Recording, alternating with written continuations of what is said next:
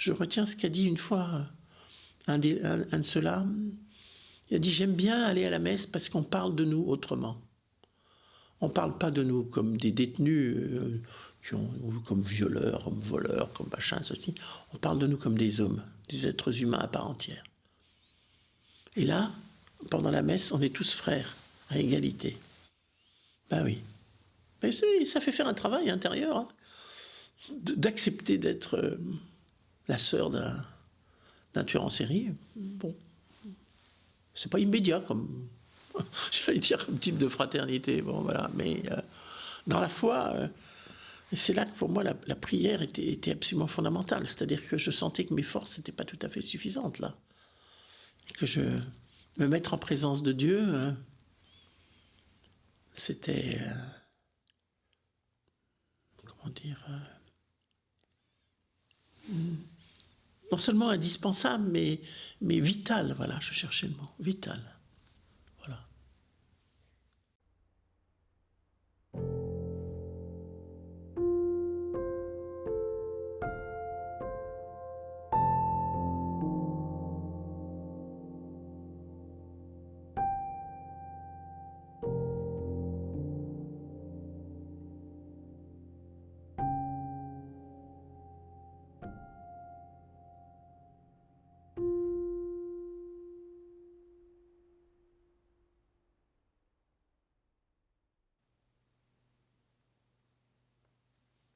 Je pense à Umberto. Umberto, c'est un gars d'Amérique latine qui est transsexuel, on va dire, voilà, et qui pas complètement encore, donc il était chez les hommes, en prison chez les hommes, alors qu'en fait toute son apparence était femme. Et Umberto, tout le monde se moquait de lui, tout le monde, c'était terrible, une espèce de risée sur ce qu'il est, et depuis toujours, c'est quelqu'un qui n'a jamais trouvé sa place. Bon.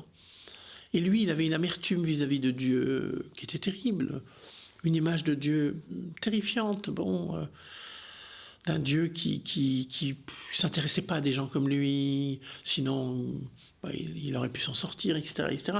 Donc il mettait sur Dieu un pouvoir que Dieu n'a pas. Ça se saurait si Dieu pouvait sauver tout le monde. Il l'aurait fait depuis longtemps. Donc il a sûrement choisi de faire autrement. Bon, sinon, voilà. Et justement d'admettre que Dieu n'est pas dans cette puissance-là.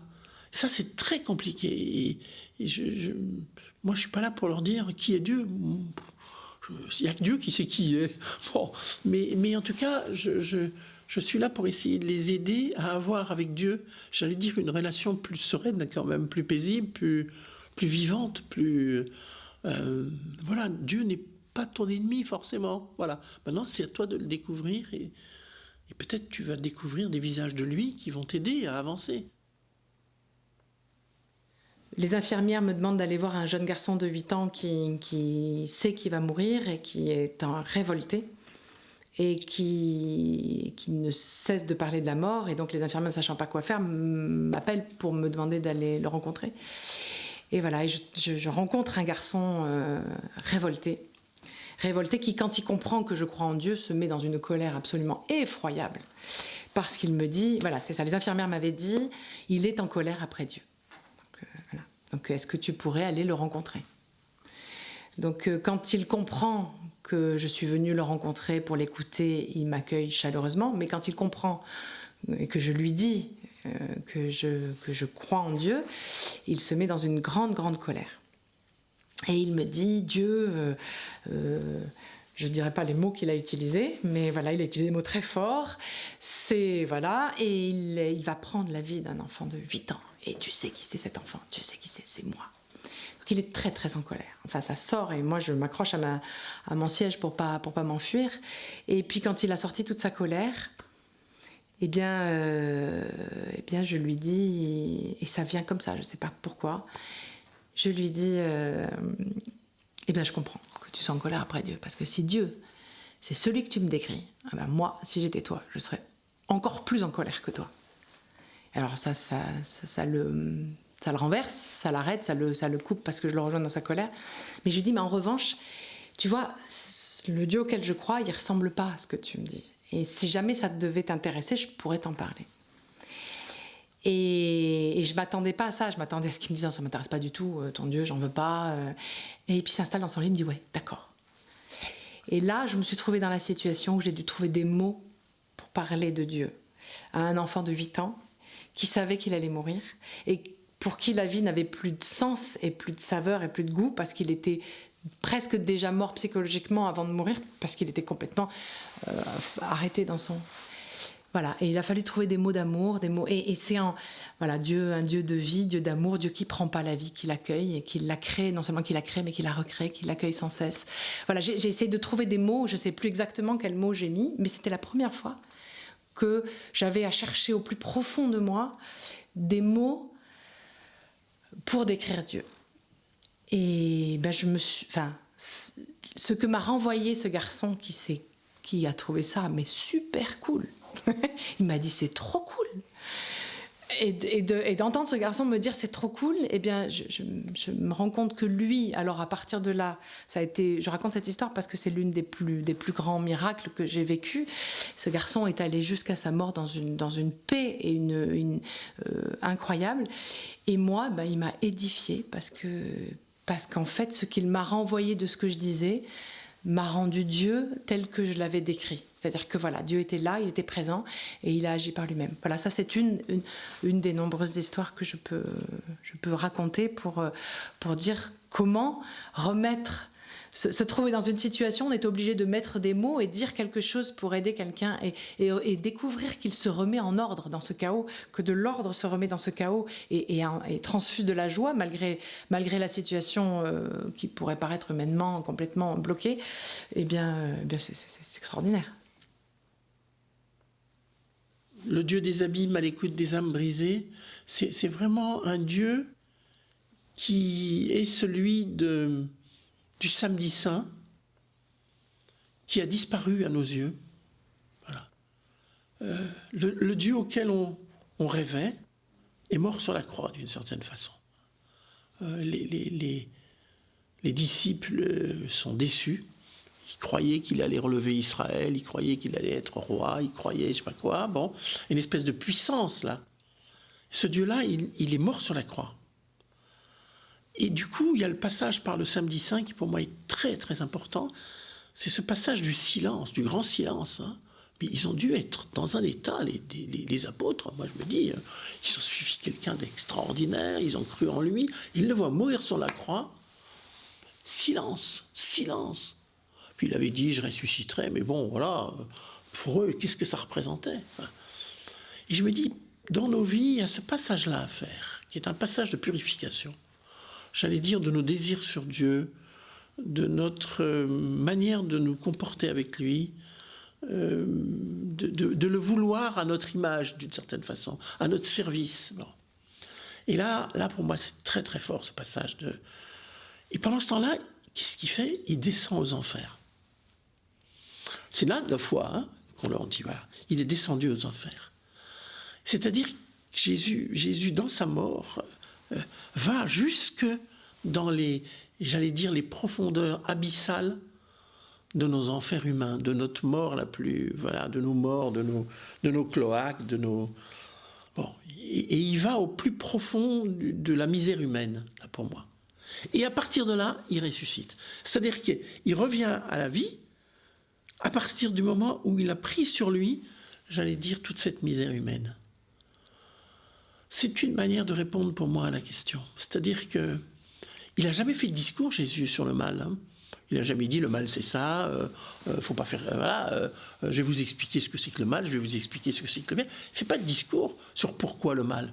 Pas du tout, rien. Mais il y a ce passage-là qui, pour moi, dit vraiment qui est Dieu. Et ce que Dieu désire nous dire de lui. Donc je crois profondément en cet accompagnement, j'allais dire, inaltérable, voilà, de Dieu, pour nous, à chaque minute, à chaque instant. Alors évidemment, je peux lui demander, pourvu que ma fille ne meure pas, pourvu que mon mari ceci, je ne suis pas sûr que ça soit là-dessus qu'il qu'il soit puissant ou qu'il ait voulu mettre sa puissance. Pourquoi il choisirait un tel et pas un autre? Bon, après tout, il fait ce qu'il veut. Mais je pense qu'en revanche, il nous accompagne dans ces épreuves-là. Alors là, oui. Et il peut donner un sens à des épreuves qui n'en ont pas. Peut-être ma plus grande blessure a été mon plus grand drame, le drame de perdre un enfant. C'est bien évidemment quelque chose qui effracte complètement l'intérieur. Et le premier mouvement peut être un mouvement de colère, de rejet, de « mais pourquoi moi? Pourquoi tu as permis ça ?» Pour autant, moi, ça ne l'a pas été. Parce que immédiatement, quand j'ai perdu ma fille, je me suis dit, si je m'éloigne de Dieu, à ce moment-là, je m'éloigne d'elle. C'est-à-dire que la certitude qu'elle était avec Dieu, qu'elle était en Dieu, faisait que je ne pouvais que me rapprocher de Dieu pour intérioriser ça. Avec la colère, les étapes du deuil, etc. Mais ce n'est pas la même chose. Ça n'a pas impacté ma foi, ça l'a renforcée. Ça peut être presque paradoxal ce que je dis, mais en fait non. Enfin, je ne crois pas. Parce que c'est l'expérience de la souffrance en Dieu qui m'a certainement permis de laisser Dieu faire la guérison en moi. Il y a plein de lieux dans l'Écriture où on voit que l'homme exprime sa détresse à Dieu. Pour moi, c'est une étape très importante, parce que c'est être en vérité avec ce que nous ressentons. Mais ce que nous ressentons n'est pas forcément la vérité. Et je crois qu'au cœur même de la révolte qui est exprimée, il y a toutes les fausses croyances qu'on peut avoir sur soi-même aussi, il peut y avoir un échange. Voilà, moi, ce que j'avais à te dire, Dieu. Maintenant, toi, qu'est-ce que tu as à me dire? Et dans cette expérience-là, la voix de Dieu va être tout autre. Alors, c'est la voix qu'on peut avoir dans la Bible. C'est-à-dire qu'en lisant la Bible, j'apprends à connaître qui est Dieu, sa personnalité. Comme si on passe du temps avec un ami, on va dire bah non, mais il ferait jamais ça. C'est pareil avec Dieu. C'est-à-dire quand je commence à connaître Dieu, je me rends compte que finalement ce qui vient de ma révolte, de mes émotions, des difficultés, mes doutes, et la personne de Dieu, sont très différents.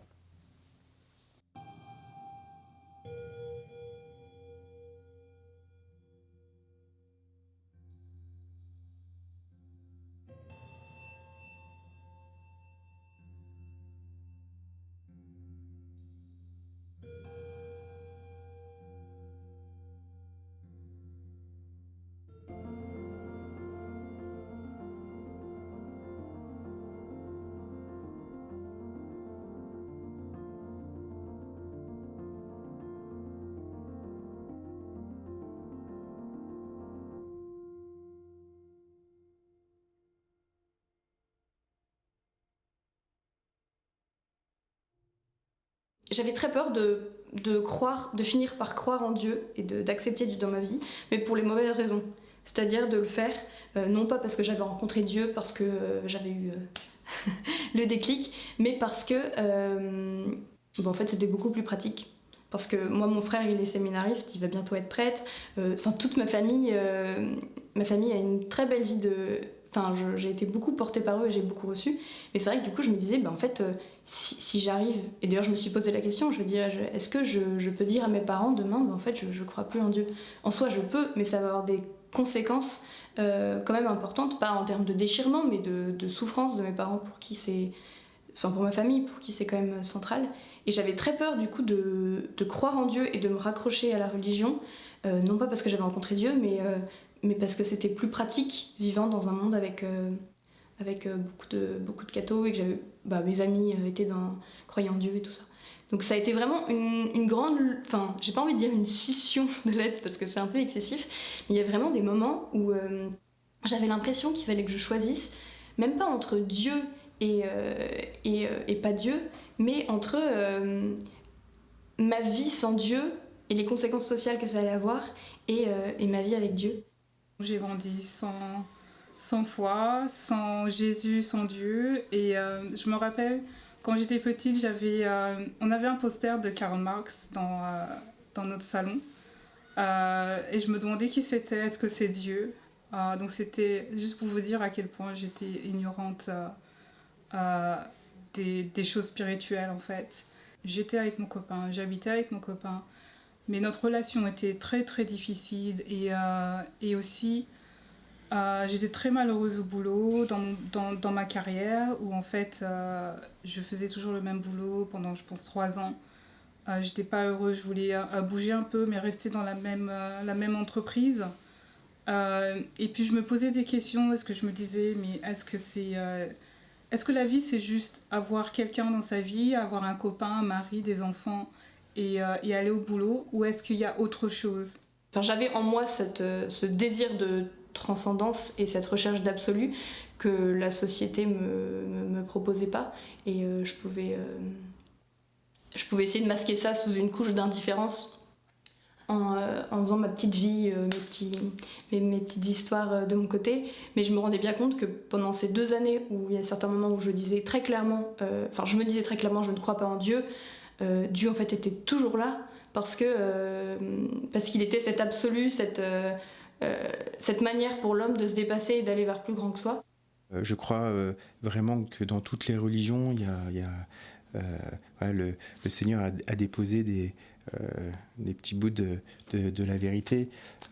Et je trouve que c'est très beau de rencontrer dans le cœur de l'autre qui ne partage pas ma foi, qu'on partage la même aspiration et que le même désir de Dieu, et qu'il utilise d'autres moyens qui ne sont pas les miens, qui ne sont pas ceux de ma tradition, mais qui peuvent m'encourager dans ma propre recherche.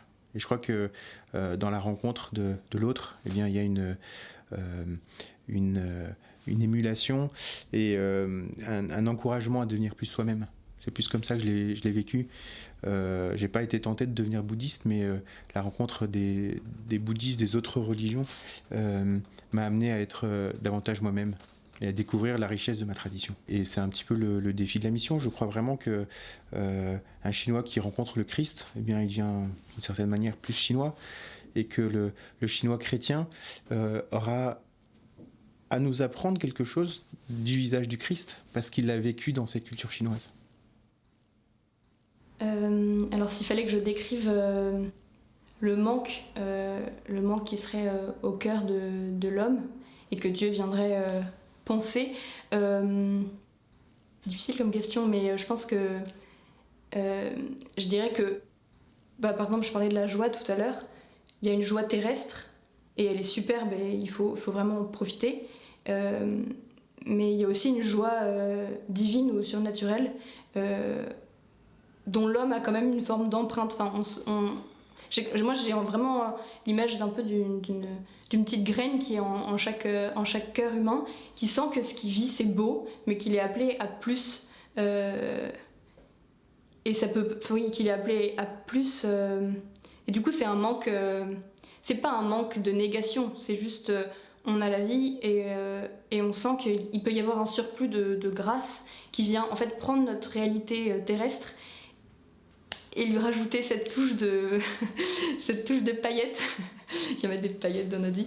Non mais enfin, c'est comme ça que je vois les choses. Moi quand on me dit un homme, il y a un homme qui prie, j'ai une image très très visuelle et c'est une image qui m'a beaucoup portée quand j'avais tous ces doutes.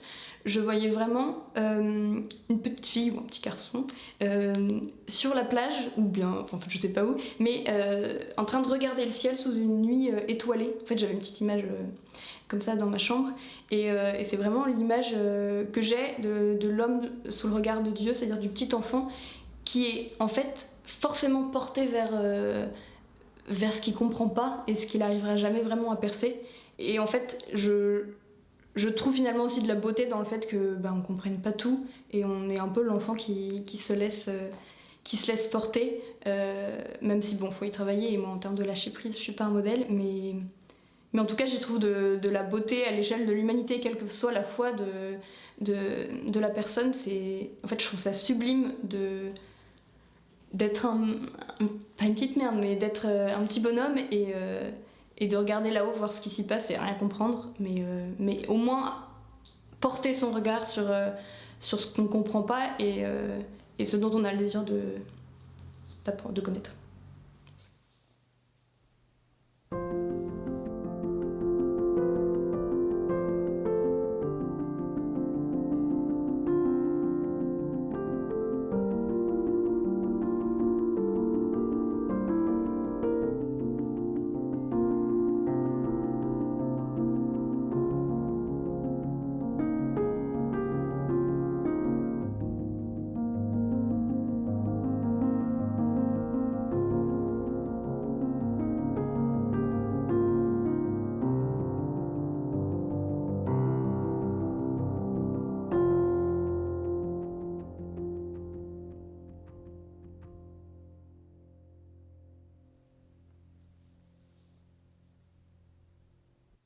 Parvenu à un certain moment, disons au lycée, quoi, je me suis vraiment demandé oui ou non ma vie a-t-elle un sens.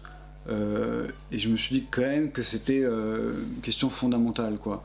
Il fallait résoudre cette question et le reste coulerait de source, et je ne pouvais pas, d'une certaine manière, suspendre cette question pour répondre à des questions annexes, secondaires, genre que faire de ma vie, comment agir, qui aimer, qui je sais pas quoi. En fait non, il y avait quand même cette question fondamentale qui demandait à être traitée et si possible à être résolue, enfin en tout cas à être décidée. Et donc je dirais que c'est d'abord ça en moi le désir de vérité, c'est découvrir vraiment la vérité absolue, enfin oui ou non la vie a-t-elle un sens, qui est en fait vraiment une question en oui ou non. Ou bien Dieu donne sens à toute chose, et notamment à mon existence, ou bien pas. Et dans ce cas-là, le fond des choses est absurde, ce qui peut ne pas empêcher de vivre quand même, et d'aimer quand même, et de chercher à construire tout de même quelque chose de beau et de grand en cette vie. Mais finalement il y avait quand même une alternative qui demandait vraiment résolution, mais pas simplement, c'est pas d'abord mon intelligence qui demandait résolution, c'est d'abord mon cœur, d'abord ma chair, quoi, enfin les profondeurs de mes entrailles qui vraiment s'interrogeaient là-dessus. Et donc c'est là qu'en fait je me suis dit, est-ce que à cette question fondamentale le christianisme, oui ou non, donne réponse? Je me suis mis dans des études comme la philosophie, etc., mais je n'avais pas de bonne base. Alors pour moi, la philosophie, c'était vraiment la vérité. Les livres, c'était la vérité. Je ne pouvais pas me douter, tu vois, qu'il y avait tout un monde à discuter, etc. Ce qui fait que graduellement, quand je suis arrivée dans le freudo-marxisme, j'ai perdu complètement la foi. Et là, ça a été vraiment l'ouverture d'un chemin. C'était comme, wow! Si Dieu, ça n'existe pas, tassez-vous de mon chemin, je passe. Faut que je vive. Moi, j'avais vécu jusque-là l'impression de vivre pour les autres. Pas pour les autres, mais vraiment en fonction des autres et tout. Mais là, je disais, hey, il faut que je m'occupe de moi, là. Hein? Et j'ai fait tout un chemin d'égoïsme très, très fort face à mon mari, pour mes enfants. C'était bien que je me donne à eux, mais il fallait que je pense à moi aussi, etc. Beaucoup d'égoïsme. Mais graduellement, ça m'a amené à une... comment dirais ça donc? À un dégoût de moi-même. Et ça m'a mené à la dépression. Et graduellement, ça a été la dépression de plus en plus profonde et, je ne sais pas si je dois dire ça devant une caméra, Marika. Ça m'a amené au bord du suicide, quoi. Je m'écœurais au point de vouloir faire bing, débarrasser le monde de la pourriture que j'étais. Et ça a été un chemin très, très dur. J'ai été obligée de faire de la thérapie. Et après ça, graduellement, même à travers la thérapie, qui a duré quand même quelques années, c'est tout doucement, c'est venu comme dans mon cœur. Tu sais, il y a une partie de l'Apocalypse qui dit « Jésus frappe à notre porte ». Et même si jamais qu'il était question de Dieu là-dedans et tout, mais la question de Dieu revenait. Et si ça existait? Je pense qu'il y a une illusion rationaliste à croire qu'on ne vit jamais que selon sa raison. En fait, non, on est toujours embarqué, on est toujours pris dans un flot de plein d'éléments affectifs, intellectuels. Le pur rationaliste, en fait, n'existe pas, ou alors est un ange. Mais en tout cas, sur cette terre, on est mêlé à plein d'influences. Et donc on ne vit jamais que selon ce qu'on a prouvé, selon ce qu'on a démontré, selon ce qu'on sait absolument certain, sur un mode mathématique ou physique. Et en matière humaine, on ne peut donc pas, je pense, vivre uniquement selon sa raison, ou en tout cas selon une raison de l'ordre toujours de la preuve. Et donc, que notre cœur soit inquiet, que notre cœur soit angoissé, que notre cœur cherche la vérité, le sens de notre vie, ne doit pas être éliminé par le rationaliste. C'est vrai que je pense d'une certaine façon c'est une chance de ne pas avoir toujours eu la foi, mais en même temps c'est vrai que le fait que j'ai cette base de non-foi en quelque sorte, ça n'aide pas, par exemple jusqu'à cet été, il y avait beaucoup de mes questions sur Dieu qui avaient été passées sous silence parce que simplement ma seule question, et ça se résumait à ça, mon questionnement spirituel, alors que en théorie, où ça peut l'être, pas chez tous les chrétiens, mais chez beaucoup de chrétiens, leur vie spirituelle, c'est vraiment énormément de questionnements et beaucoup de choses très intéressantes et vraiment hyper exaltantes de se poser plein de questions et tout ça. Et moi, le truc, c'est que, pour autant, j'aime bien ça, me poser des questions, mais je m'en posais pas. En fait, parce que la seule question que j'avais, c'était est-ce que Dieu existe ou n'existe pas? Mais du coup, ça paralysait toutes les questions. Et j'avais ça jusqu'à plus ou moins cet été, jusqu'à cet été, où en fait, j'ai pu parler avec une sœur carmélite qui s'appelait Sœur Anne, et qui m'a dit juste, fais confiance aie confiance en Dieu et aie la foi. Elle m'a juste dit ça. Je pense que ça m'a porté sur ces derniers mois, jusqu'à maintenant, jusqu'à ce que...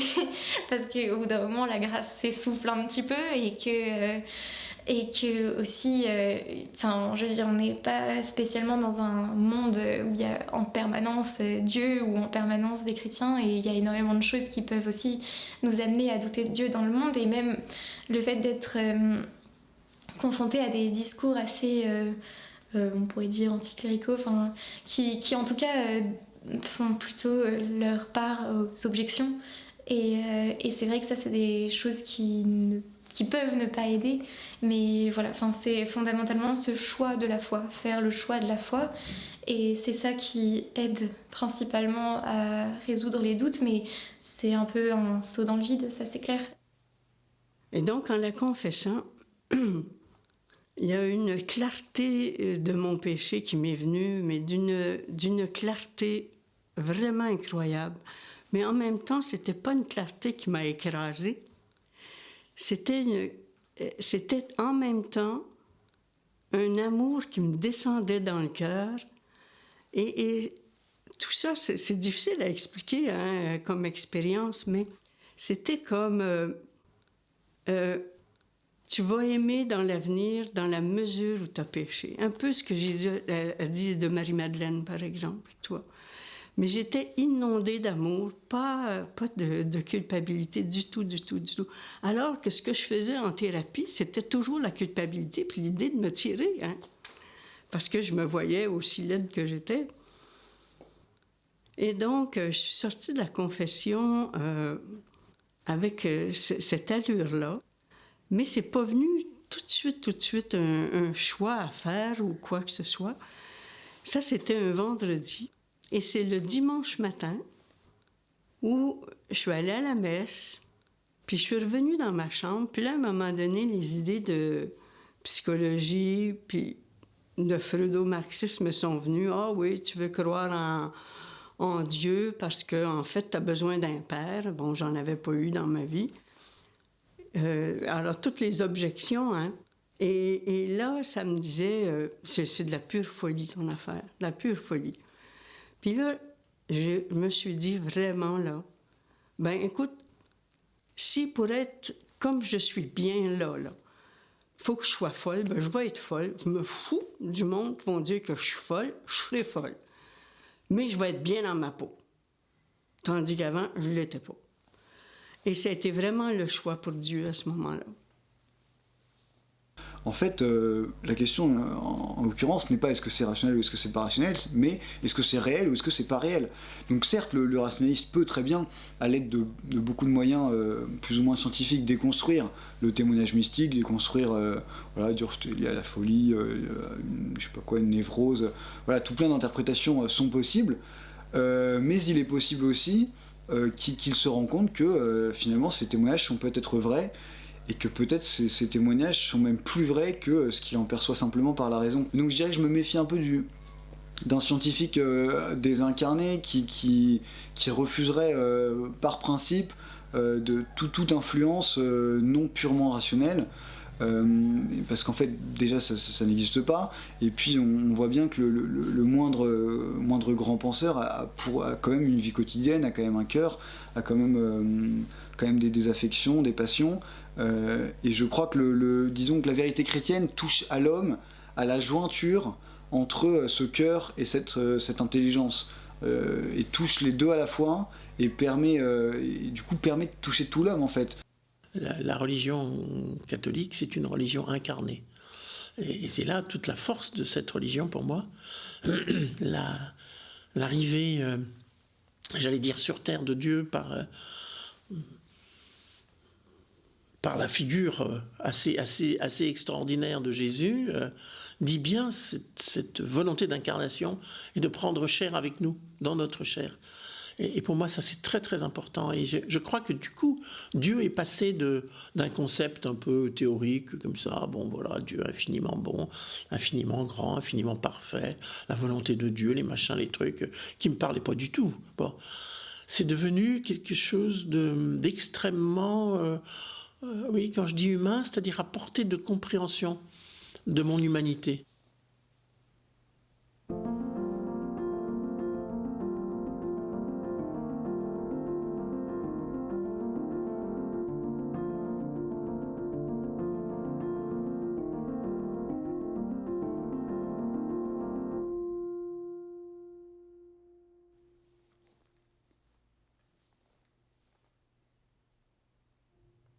Ces moments que j'ai pu vivre en sortant d'une messe en me disant ouais franchement c'est pour aller se faire des bisous à la fin, c'est pour aller développer son réseau, c'est pour avoir un comportement de connard comme tu as, voilà. Et en fait tout ça, tout ce que je reprochais, c'était des choses que forcément ça révélait quelque chose en moi quoi.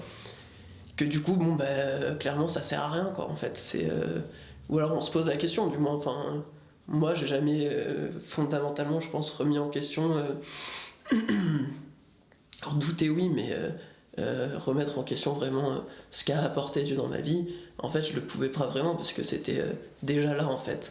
Mais par rapport à l'Église en tant qu'institution, en tant que communauté, milieu, ça parfois ça m'énervait et j'avais un peu l'impression qu'il y avait un entre-soi qui me dérangeait.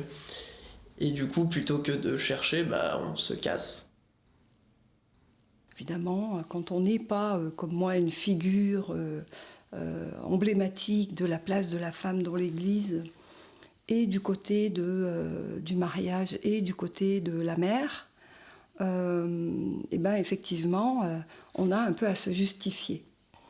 Et quand on est divorcé, il y a quelque chose d'un jugement, alors certainement fantasmatique, peut-être plus que réel, c'est-à-dire que j'ai jamais eu des gens qui m'ont dit vous êtes divorcé, c'est pas bien, vous n'avez pas le droit.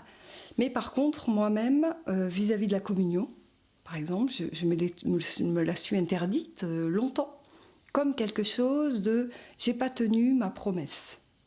J'ai pas réussi à tenir ma promesse. Il m'a fallu travailler sur cette question du mariage, sur le divorce, sur maintenant une demande de nullité par la compréhension de ce que c'était que ce mariage-là, en tout cas ce sacrement, pas ce mariage, mais ce sacrement, pour comprendre que la question n'était pas là. Mais la question n'était pas là, c'est pas de la punition, c'est pas du rejet, c'est pas vous n'avez pas le droit. C'est comment on accepte d'avoir pris Dieu en otage. Ce qui se passe dans le mariage, c'est le seul sacrement où on prend Dieu en otage. Il fait rien. C'est les époux qui se donnent le sacrement. Lui, il assiste. Donc finalement, il ne peut pas intervenir dans cette affaire-là. Il peut intervenir que dans l'éclairage de notre conscience vis-à-vis de ce sacrement. Et si on ne prend pas le temps de se préparer, si on ne prend pas le temps de comprendre ce que c'est que ce sacrement des époux, eh ben, il y est pour rien, lui. On ne peut pas l'accuser de quelque chose qui ne l'implique pas directement. Le dogme, et moi j'aime bien ce que devient l'Église par rapport à ça, et tout le travail qui est fait par rapport à ça, ce dogme de l'interdiction des sacrements aux personnes qui ne respectent pas ce sacrement de mariage, la question sacrée en fait, qui ont effracté, qui ont rompu le contrat. Finalement c'est ça. Je trouve que c'est bien qu'aujourd'hui il y ait une vraie réflexion autour de ça et que les couples divorcés puissent trouver une place qui ne soit pas une place spéciale, qui soit juste, tiens, c'est cet état-là, comme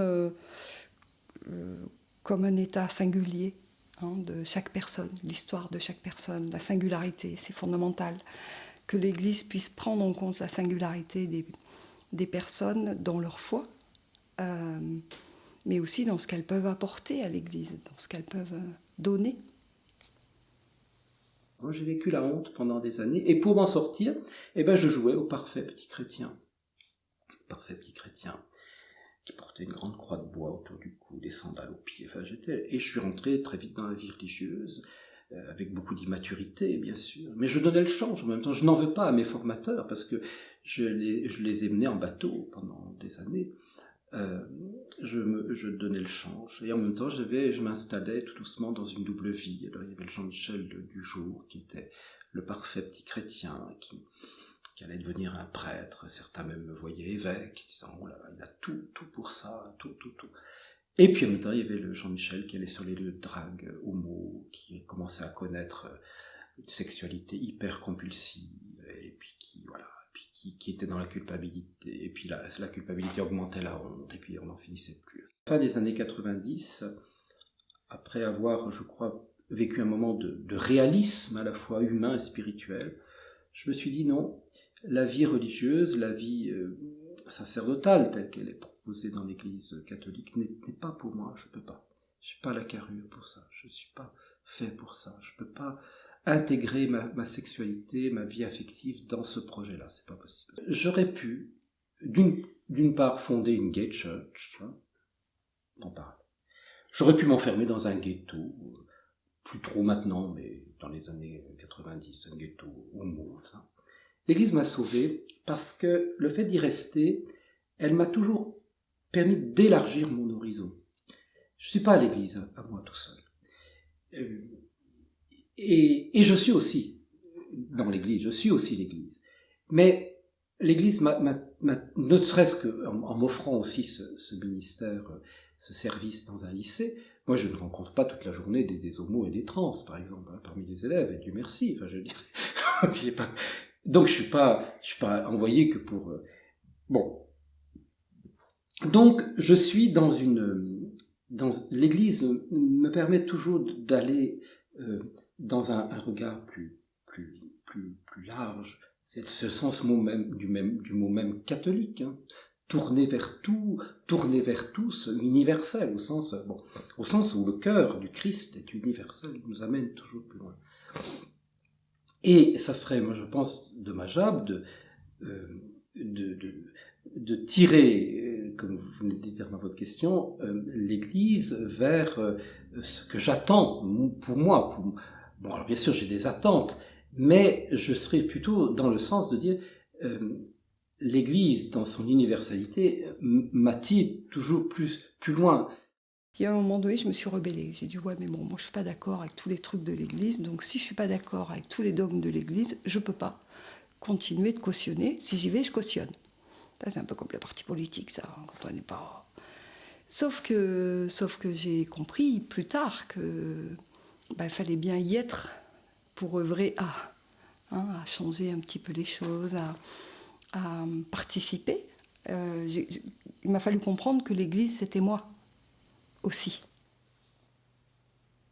Jean-Paul II avait cette phrase très belle, quand il y avait des questions très délicates, il disait « on n'a pas encore assez prié ». Je crois par exemple sur l'homosexualité, pour revenir à ce sujet, puisque je crois qu'on n'a pas encore assez prié. C'est-à-dire qu'on n'a pas encore assez été humble devant ça. Il ne s'agit pas d'être dans le relativisme, il ne s'agit pas de dire, certains me disent parfois, mais vous ne prenez pas position contre ci, contre ça. Non. Je crois qu'on n'est pas, il ne faut pas brûler les étapes. Aujourd'hui, on n'a pas encore été assez dans une écoute humble. Voilà. Alors après, j'entends ce que dit l'Église, et je me laisse interpeller, et en même temps, je me dis,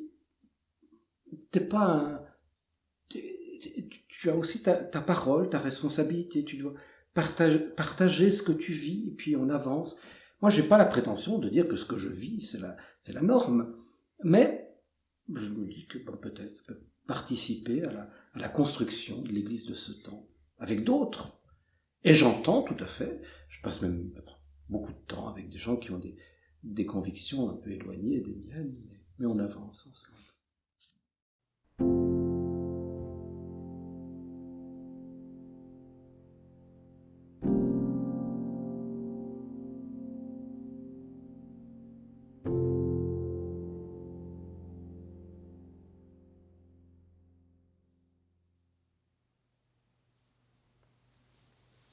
Le prêtre est faillible dans son humanité, mais il faut le voir dans la mission du Christ. C'est pour ça c'est extrêmement douloureux lorsque le prêtre n'est plus dans sa vocation et porte un contre-témoignage dans ce que rapporte malheureusement, douloureusement, l'actualité parfois de certains d'entre eux, d'âmes consacrées, dans des aspects comme l'abus sur mineurs, des choses comme cela. C'est d'abord la souffrance du Christ à travers ceux qui avaient reçu un appel et qui n'ont pas été conformes à l'appel qu'ils avaient reçu et qui ont été un contre-témoignage. Et moi, je voudrais, en tant que prêtre, demander pardon pour tous ceux qui ont pu être blessés d'une telle manière, où les personnes qui les ont reçus n'ont pas été en correspondance à la mission qui était la leur. J'ai bien conscience, en vous disant cela pour moi-même, que sans la grâce de Dieu, sans la force du Saint-Esprit, je ne pourrais pas être fidèle à la mission que le Christ me confie, d'être instrument de la miséricorde divine. C'est pour cela que je vois une exigence première pour moi, d'être toujours en relation avec le Christ, de toujours être dans le mouvement de la conversion du cœur, de la conversion permanente. Je me sais être un être fragile, un être blessé, mais je sais que le Christ me donne la grâce d'être fidèle, d'être vrai, d'être sincère, d'être dans la mission qu'il veut pour moi. Je sais que si je le lâche, que si je ne suis pas fidèle à la prière quotidienne, à la vie sacramentelle fervente, eh bien, je risque de ne pas être là où Dieu m'attend dans la mission auprès des autres. Voilà, donc, je prie pour tous mes frères et sœurs prêtres, mes frères prêtres et toutes les âmes consacrées, les religieux, les religieuses, pour tous ceux qui ont mission dans l'Église, afin qu'ils portent un beau témoignage. Vous voyez, le drame aussi, c'est que on voit souvent l'arbre qui se fracasse, qui fait beaucoup de bruit, mais on ne voit pas la forêt qui pousse. Il y a tant d'hommes et de femmes de Dieu qui quotidiennement, dans l'intégrité du cœur, font beaucoup de bien, que l'on puisse voir aussi ce bien qui s'opère tous les jours par les témoins de l'Église, auprès des petits, des pauvres, des malades. Voilà, je ne dis pas ça pour justifier quoi que ce soit. Tout doit être mis dans la vérité de l'amour et dans l'amour de la vérité, et la justice doit œuvrer là où il est nécessaire qu'elle agisse.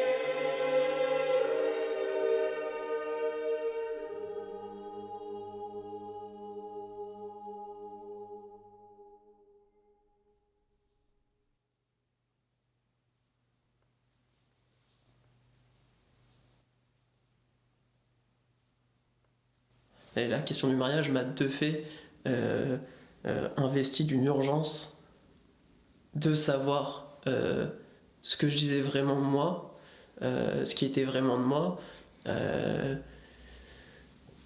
ce que je croyais tout simplement. J'avais une intuition qui était que, en fait, Inès serait vraiment, je sais pas comment dire, mais je veux dire ma croix, tu vois, genre au sens où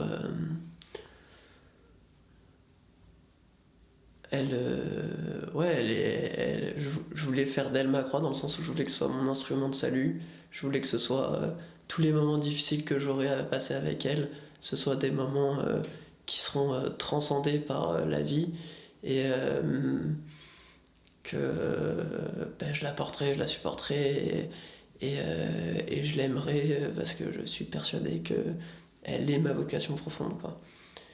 Et avant d'en être persuadé, il fallait faire le choix, évidemment, parce que c'est comme ça que ça marche, j'ai l'impression, en tout cas. Et moi, du coup, j'ai un peu fait le choix de faire du mariage, d'Inès particulièrement, de ma vocation. L'amour se purifie dans la vie de couple graduellement parce que un jour, il y en a un qui est bien, l'autre jour, c'est l'autre, etc. Et surtout en vieillissant, on apprend beaucoup à donner davantage, hein, parce que s'il y en a un qui tombe malade, etc., on apprend vraiment ce qu'est le don de soi, hein, le don gratuit. Mais c'est long à aimer pour de vrai comme fou, là. Oh, j'ai 80 ans, puis je suis pas sûre que j'aime encore bien gros comme fou, hein. J'essaye. Mais je pense que plus on vieillit, plus on voit qu'on aime mal. Chacun aime à sa façon. Moi, on s'aimait, nous. Mais peut-être que la maladie nous a rapprochés, j'en sais rien. Aussi. Mais moi, je me suis révolté souvent. Et ça lui faisait mal de me voir. J'allais me confesser après. Mais, alors, tu sais, faut s'aimer, quoi. Et je pense qu'il faut prier pour se maintenir aussi en accord. Donc, je fais comme tout le monde. On allait à la messe le dimanche. On essayait d'élever les enfants dans la foi. Mais il a fallu la maladie pour que on prenne accord, on prenne la foi corps à corps, si tu veux. En disant, on ne trouvait pas, il n'y avait pas de médicaments à l'époque. Au début, où elle a été prise. Elle avait 32 ans. Oh, c'est elle qui m'aidait. Moi, je me révoltais. Je me révoltais, elle, jamais. Elle se plaignait jamais.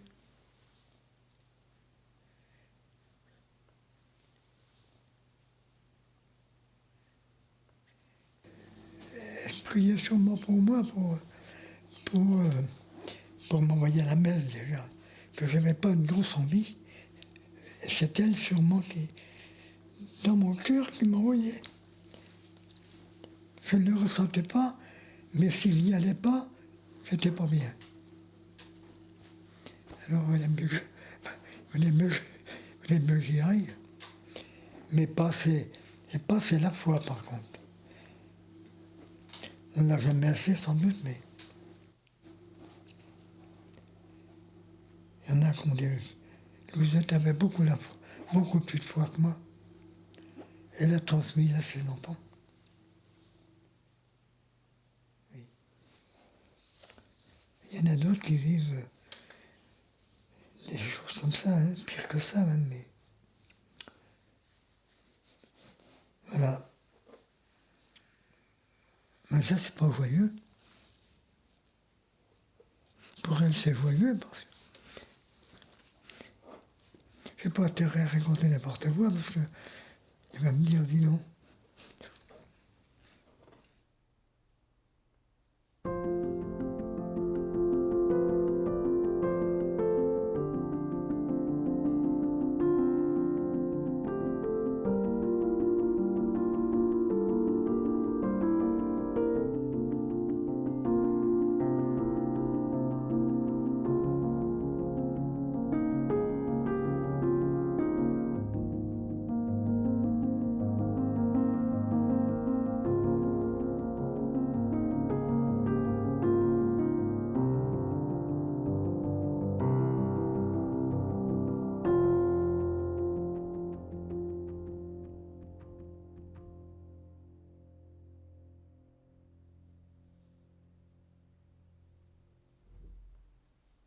Par rapport à l'éducation de ma fille et de mes enfants, je pense que le modèle, là encore, c'est Dieu. Disons qu'il nous a donné une liberté, donc en aucun cas je serais capable de me mettre à la place de Dieu en lui ôtant une once de sa liberté. Moi, ma foi, je veux la partager, je veux pas l'imposer, et du coup prends celui qui veut, et si ma fille le prend, trop cool.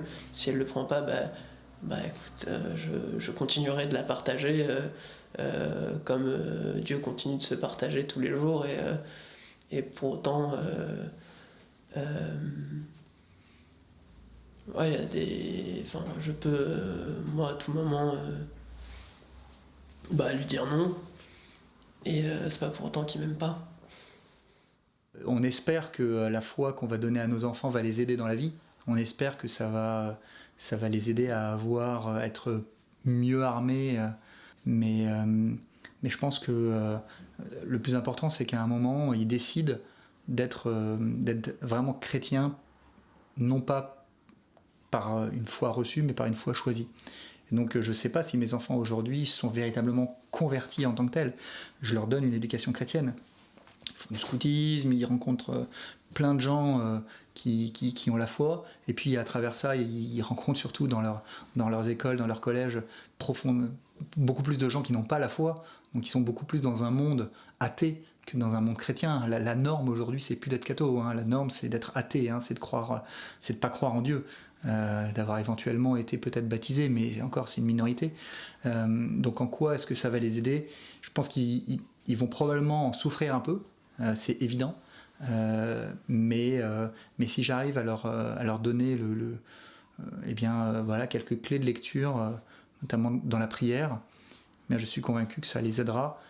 Mais ce que j'espère surtout, c'est que ça ne va pas les aider eux, ça ne va pas les aider c'est qu'ils vont ensuite eux être capables de porter peut-être une petite lumière auprès de leurs camarades, et de pouvoir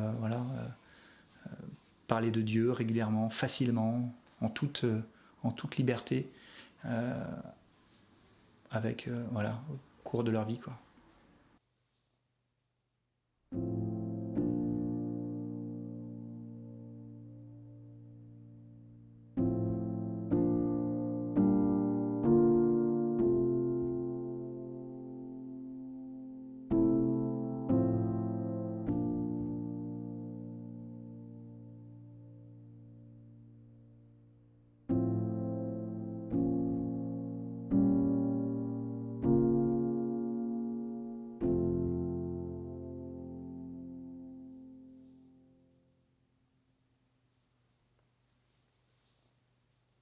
Enfin, je me suis beaucoup compliqué la vie par rapport à l'idée profondément instaurée en moi qu'il faut mériter l'amour.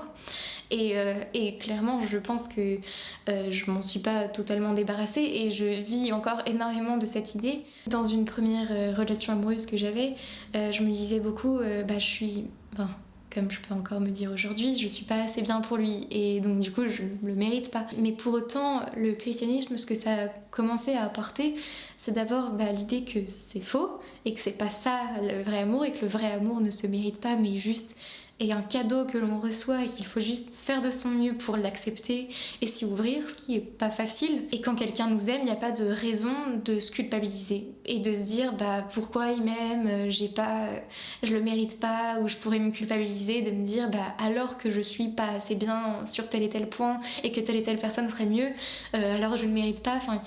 Et c'est juste quelque chose qui est purement gratuit et c'est quelque chose que Dieu, le rapport avec Dieu, nous enseigne. Et donc voilà, c'est un mensonge qu'on dépasse pas tout de suite et que je dépasserai peut-être pas tout de suite, mais au moins ça y donne un nouvel éclairage, au sens de ça montre que c'est faux. Et ça, on le dit pas trop ailleurs, je crois.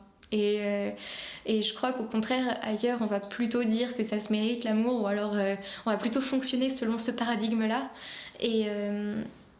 Et du coup, c'est peut-être ça qu'apporte la foi. Et ça, la foi l'apporte vraiment pour faire la combinaison entre les deux, à la fois vraiment par le dogme de l'Église catholique, mais aussi vraiment il n'y a pas qu'une histoire de dogme et de choses qu'on nous met un peu dans la tête, c'est aussi vraiment quelque chose qu'on vit et auquel on ne peut pas adhérer si on ne le vivait pas. Et donc du coup, et puis juste parenthèse, mais je veux dire, pourquoi est-ce que si c'était juste pour nous manipuler, on s'embêterait à nous dire tu es aimé gratuitement? C'est quand même une manipulation rigolote. L'amour de Dieu a on va dire, une propriété qui m'est chère, c'est celle de la chasteté. Le mot chasteté, on l'utilise quasiment plus. C'est un terme qui signifie ne pas mettre la main sur la personne.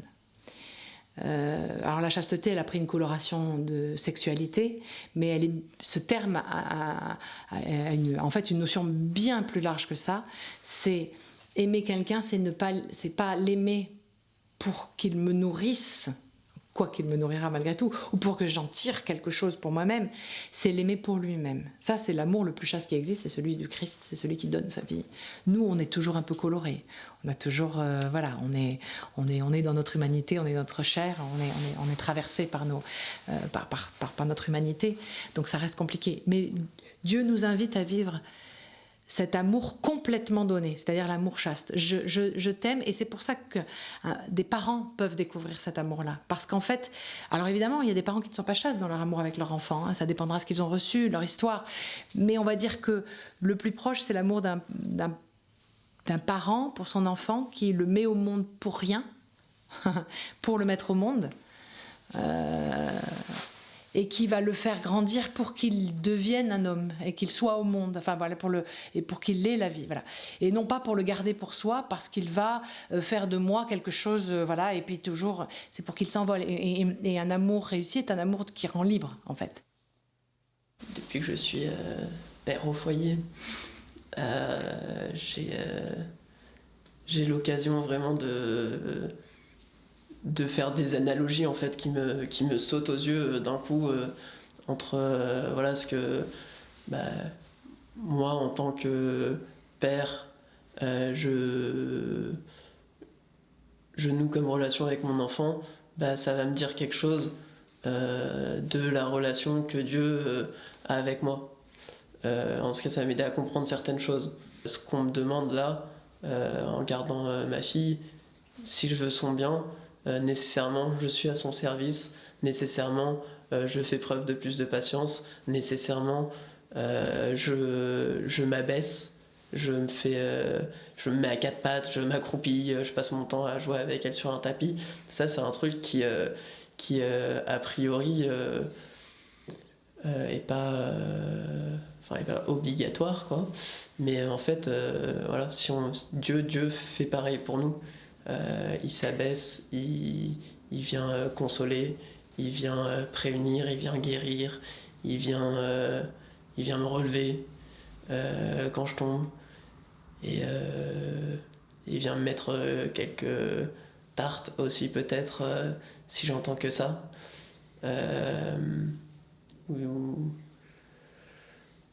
Ouais, et puis j'imagine quand elle va grandir, elle va avoir ses problèmes, etc. Elle va souffrir.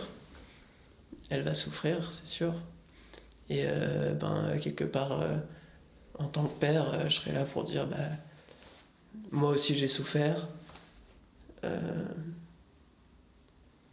Et j'ai traversé pas ce que tu vis, mais quelque chose d'autre. Et si tu veux vraiment quelqu'un pour t'aider à traverser ce que toi tu vis, en fait il n'y a que Dieu, quoi. Parce que lui a souffert tout ce qu'on peut souffrir. Et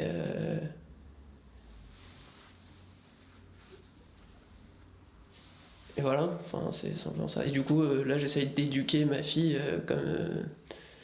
Donc, en fait, pour éduquer ma fille, il faut juste que je me fasse éduquer par Dieu pour avoir quelques bases, quoi, pour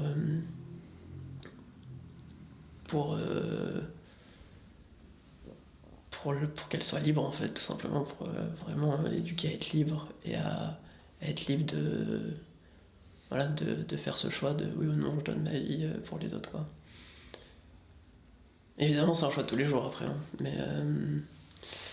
Mais on se convertit tous les jours à son propre choix, en fait. C'est comme le mariage.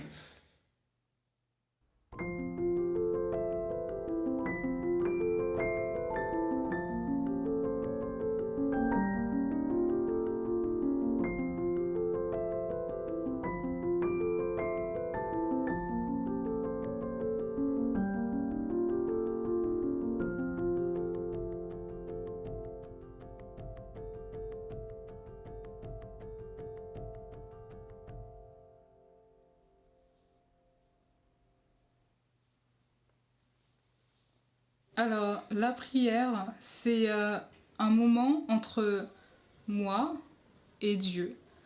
Et c'est un moment intime, c'est un moment de conversation, c'est un moment de présence. En fait, il est là et on lui parle comme à un ami, en fait. C'est vraiment un échange entre deux personnes, entre moi et Dieu. Et où en fait, je reçois des grâces, il m'écoute. Je l'écoute quand je peux. C'est pas tout le temps évident d'écouter Dieu, surtout qu'il a une très petite voix. Et c'est ça en fait la prière. C'est un échange d'amour entre soi-même et Dieu. Et c'est tout simple en fait. Ben, pour être simple, je dirais, c'est être devant Dieu un peu comme un tournesol. Le tournesol, tu sais, il tourne justement en fonction du soleil. Donc, se retourner vers Dieu, mais... Bon, il y a des gens qui disent on peut parler à Dieu. Moi, je peux pas dire que ça a été ma situation à moi. En tout cas, je me retrouvais, je savais que je pouvais plus prier. J'avais fait la prière du temps présent, j'avais fait ça durant une bonne année, mais après, je pouvais plus, ça me disait rien. Puis je savais pas quoi faire, puis c'est là que le prêtre m'avait expliqué, tu vois, mettez-vous devant Dieu, puis vous verrez un jour ou l'autre, il y a quelque chose qui va se passer. Alors j'ai fait presque une année comme ça, puis c'était long, hein, hey, Jésus, je veux bien, là, mais c'est plate en tabarouette, là, devant toi, puis il n'y a rien qui se passe, là, tu sais. Bon, Thérèse d'Avila m'a beaucoup expliqué, moi, elle, justement. C'est qu'il y a tout un temps où on fait, nous, l'effort, hein, d'être régulier dans la prière, etc. Mais il y a un temps où c'est le bon Dieu qui prend la relève. Puis là, ben, faut avoir les mains vides, quoi. Accepter que... Je dirais accepter, c'est une façon... Oui, c'est accepter qu'on ne contrôle pas les choses au début. Ben, même après, encore moins. Même, je veux dire, c'est... Quand on commence à prier, on a l'impression qu'on est bon. Hey, hein, je prie, je fais mon prière du temps présent. Hey, je suis une bonne petite chrétienne, je vais à la messe tous les dimanches, puis tout ça. Wow, puis là, ben, j'allais à la messe même tous les jours. Tu vois, mais de passer à ça, c'est important. Il faut le faire. C'est un peu comme une formation, si on veut être à l'école de Dieu.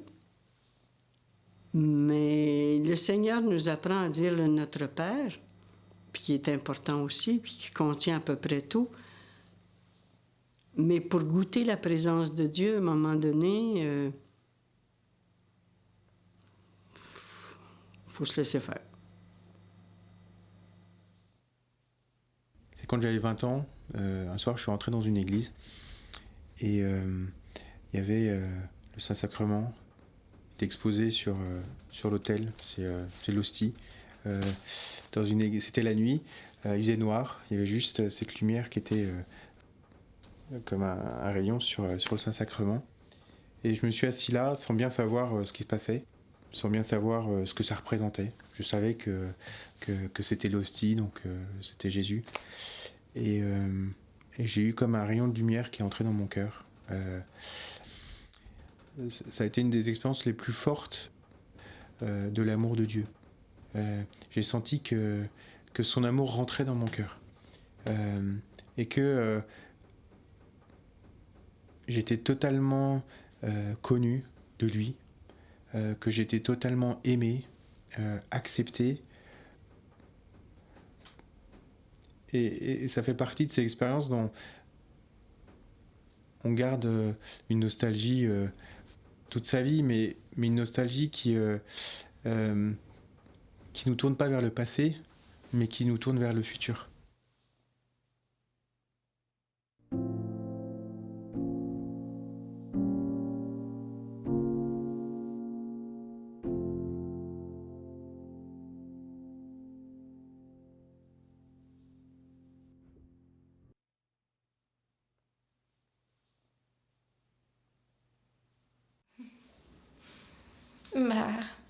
Il n'y a rien qui justifie l'injonction à pardonner à quelqu'un qui nous a fait énormément de mal et qui de surcroît ne nous a pas demandé pardon et qui ne cherche pas non plus à obtenir notre pardon. Mais déjà c'est quelque chose qui est important du point de vue de soi-même aussi, et aussi parce qu'il faut croire que même si ces personnes sont visiblement difficiles, difficiles à pardonner, on leur doit, elles ne méritent pas notre amour, mais on le leur doit parce que c'est une exigence qui nous élève et qui, en nous élevant, ne peut que nous faire du bien et justement nous libérer. Fondamentalement, le pardon libère. Et du coup, le pardon à cette personne-là qui m'a fait du mal est la seule manière, à la fin, de me libérer. Mais c'est un processus. Je dis, quand je veux aimer puis que c'est quelqu'un qui n'est pas aimable, là, je m'accroche. Hein? Je crie pour la Sainte Vierge. Jésus, viens m'aider parce que là, je pense que je vais le planter. On n'aime pas si facilement que ça. On a besoin de l'aide d'en haut. Hein? On est des bien petites personnes. Même quand on a rencontré Jésus, même quand on prie, même quand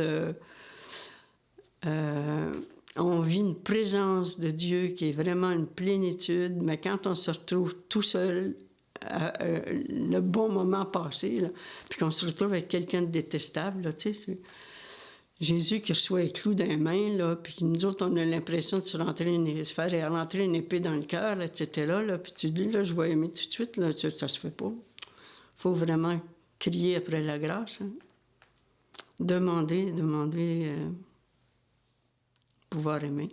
Mais c'est dans ce sens-là que ça devient un bien pour le monde, parce que plus les gens... ou je dirais, moins les gens ont une source où pomper l'amour, je vois pas comment ils peuvent faire sans se venger de ceux qui leur font du mal. Ce qui change ma vie, c'est ça. Hein, c'est d'aller à la source de l'amour pour pouvoir aimer les personnes.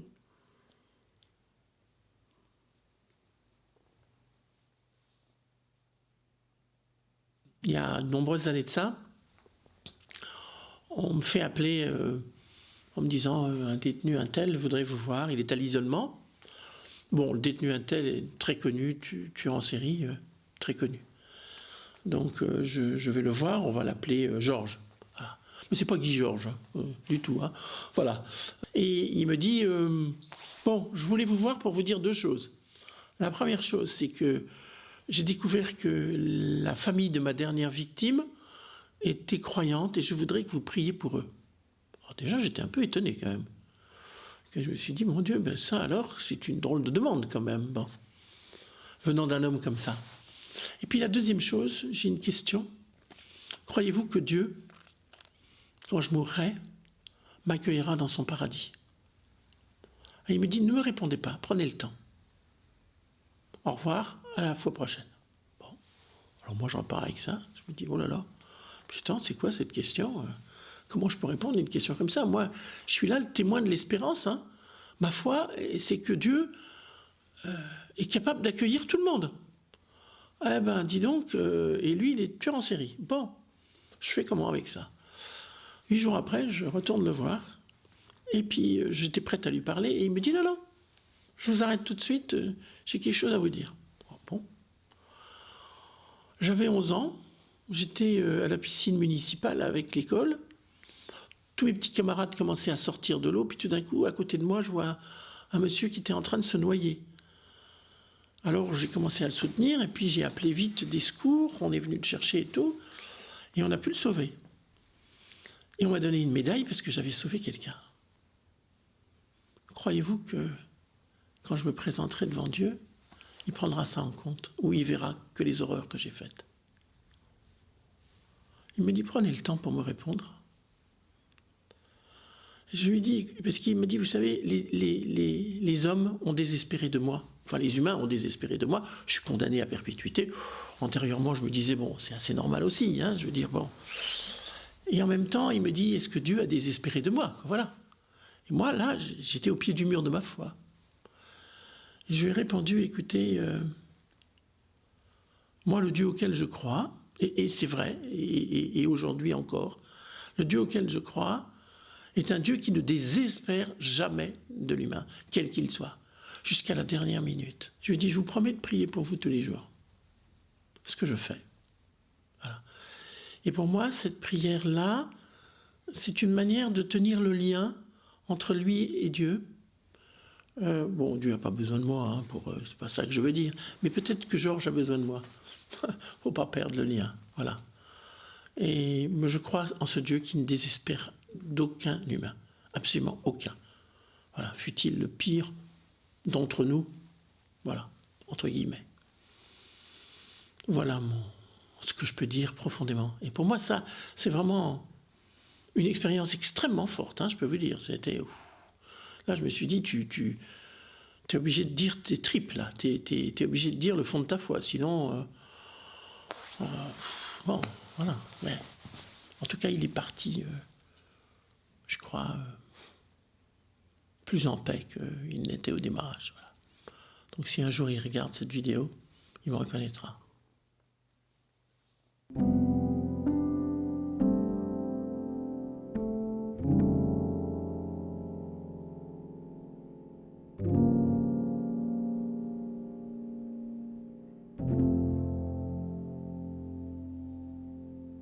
Pour moi, une des images qui me parle le plus, c'est l'agneau immolé.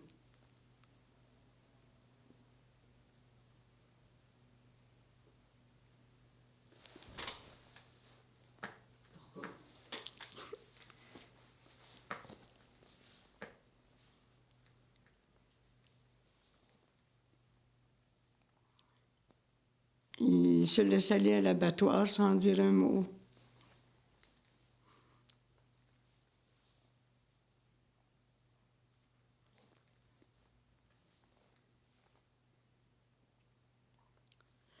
Et pour moi, c'est l'image de Jésus. Puis, je dirais quelque part, c'est peut-être ce que je voudrais devenir, soit d'être capable de recevoir quoi que ce soit comme blessure sans répondre. Même pas intérieurement, si possible. Louer Dieu, louer le Père, parce que... Mais c'est comme avec Jésus, ça revient encore à la parole de Paul qui dit « Je complète en ma chair ce qui manque à la passion du Christ. » Pas qu'il manque quelque chose à la passion du Christ, mais c'est une phrase de Saint Paul, hein, qu'on peut la dire. Hein. Mais Jésus a voulu qu'on collabore à sa passion Et donc, il nous appelle à vivre ça avec lui. Mais, comme je disais tantôt, je suis très petite, je ne peux pas. Puis, je demande la grâce pour, mais ce qui graduellement rentre dans mon cœur, mais de plus en plus, c'est de... Ça a l'air gros à dire, mais c'est de sauver le monde, parce que Jésus m'appelle à ça, à être collaboratrice avec lui. On dit que la Sainte Vierge est co-rédemptrice, mais par la grâce qu'il nous demande, lui, d'être comme lui, c'est ça, c'est d'aller vers de plus en plus être salut du monde. On n'est pas capable, en tant qu'être humain, on n'est pas capable de ça. Mais on peut apprendre, par contre, de ça. Cet amour inconditionnel, c'est ça Dieu. Voilà, tiens, c'est ça. C'est l'amour inconditionnel. Il n'y a aucune condition, aucune.